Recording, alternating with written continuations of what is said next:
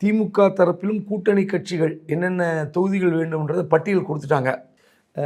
45 தொகுதிகளை அடங்கிய பட்டியலை காங்கிரஸ் கொடுத்தது. 28 சீட்டுக்கு 45 தொகுதி அடங்கிய பட்டியல்கள். அந்த பட்டியலில் பார்த்திங்கன்னா இருக்கிறது அவங்க 18. அதில் ஈரோடு கிழக்கு 18 எம்எல்ஏன்னு சொல்கிறாங்க. அதில் 2 எம்எல்ஏ நாங்கள் கேட்கலன்னு சொல்லியிருக்காங்க காங்கிரஸ். அதில் இன்னொரு முக்கியம் பார்த்திங்கன்னா, இப்போ ஈரோடு கிழக்கு திமுக கிட்ட இருக்குது, ஆனால் அது எங்களுக்கு வேண்டும்னு கேட்குறாங்க. அது மட்டுமல்ல, இப்போது 28க்காக 2வது பட்டியலை இன்று பிற்பகலுக்குள் காங்கிரஸ் தரும்னு சொல்கிறாங்க. தேமுதிக ஒப்பந்தம் போடும்போதே கொடுத்துட்டாங்க.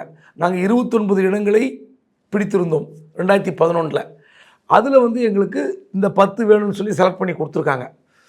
இப்போ அதே மாதிரி விசிகா தொகுதிகள் மாற்றுவதற்கு விசிகாவும் தயாராக இருக்கிறது. நம்ம ஏற்கனவே பேசியிருக்கோம். இந்த பஞ்சாயத்து முடிவதற்கு 2 நாட்கள் ஆகும். திமுக தனது பட்டியலை 29ஆம் தேதி மார்ச் 29ஆம் தேதி வெளியிடுவதற்கு தயாராக இருக்கிறது. அன்றைக்கு திமுகவுக்கு நல்ல நாள். எப்படி அதிமுகவுக்கு இன்றைக்கி எடப்பாடி பழனிசாமி ஜோசியிடம் கேட்டு நல்ல நாள்னு சொல்லி ரிலீஸ் பண்ணாரோ, அதே மாதிரி திமுகவும் 29ஆம் தேதி ரிலீஸ் பண்ணுறதுக்கு தயாராக இருக்கிறது. அதில் பல தொகுதிகள் பல பேருக்கு ஆச்சரியத்தை அளிக்கும். பல பேர் தங்கள் தொகுதிகளை இடம் மாற்றியிருப்பார்கள்.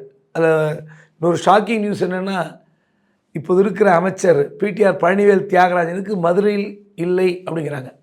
மதுரையில் தொகுதி கிடையாது, சென்னை மயிலாப்பூருக்கு நிறுத்துவதற்கு அதிக வாய்ப்பு இருக்குங்கிறாங்க.